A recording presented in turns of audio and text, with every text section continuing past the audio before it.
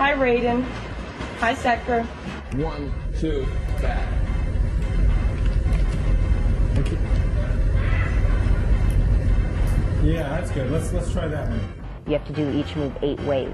As you see, a joystick goes 8 different ways. So if I was to do a front kick, I'd have to do it frontwards, backwards, sideways, and diagonal 4 different ways. This is why we have the tape on the floor, just to keep them facing the right direction.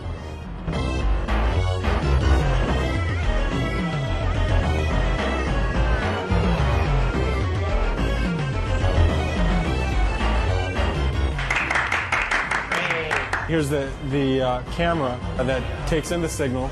We run signals into our Betacam recorder, and we also run a signal here into our PC. And then on our PC here, we have one of our boards connected to that. And also, this is where we do the actual grabbing of frames to be digitized. You can kind of see our talent out there, and I'll really quickly grab some images of them. That's good, Tony.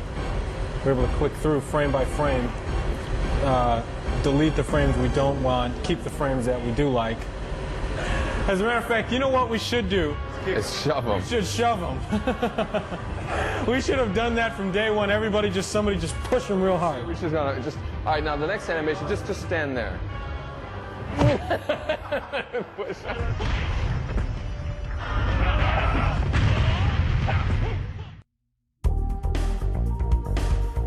The day that we spend filming is probably, like 2% of the entire amount of time that has to be devoted into doing it. Once we get the digitized image, it's a lot like painting.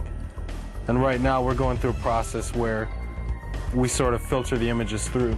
We'll grab the image and Steve Baran will start and do some Photoshop on the guy, and then we'll hand him over to Tony, who does some touch-up.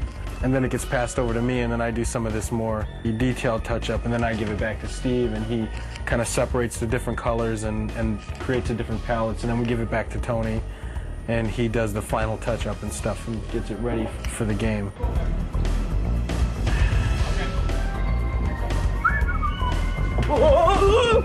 I did a drawing of this and everything.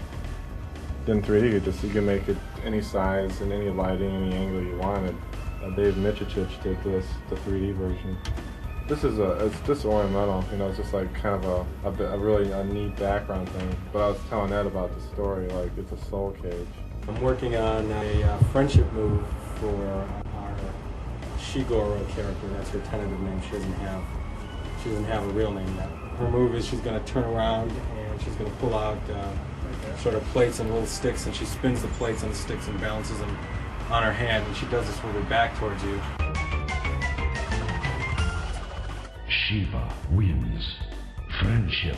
This is Shang Tsung morphing into the robot ninja, who we call Ketchup right now, because right now there's a red guy and there's a yellow guy, so we call them Ketchup and Mustard. But they will have real names later on.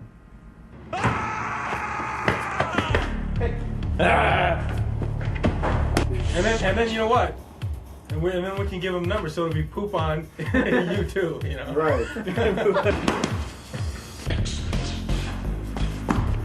Whatever can possibly happen in the game, I have to program the game to be able to do that. As you play the game, when you first start, the computer's very dumb. It'll just stand there, it'll let you beat it up, and then as you fight the second guy, it'll get a little smarter, and then the third guy a little smarter, and it has to be progressive. It has to be something that's, a smooth increase in the difficulty, because if you play the game the first time and the computer kills you, you're not going to want to play it again. There's comfort in knowing that the other person is doing their job beyond your expectations. The good thing about working with that is you can hand them some artwork, and you can, you'll see it in the game pretty quickly.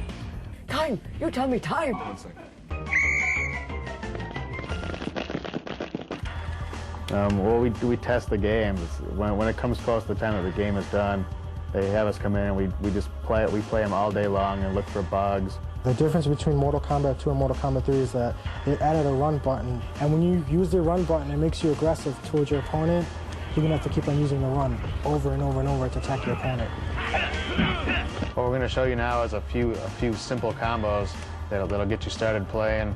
A lot of characters have a simple combo with kicks, which usually involves three presses of the same button. Like Cyrax has, you press high kick twice and then back and high kick for the final hit. He does 3 hits and knocks the opponent away. My favorite move would probably be Kano's chokehold. It'll be down towards low punch. One of my favorite codes is disable blocking. Each player presses block twice when the code thing comes up on the screen. And it turns off blocking, so you can't be a defensive player. You have to play offensively or you're going to lose, because there's no way you can block anybody's hits.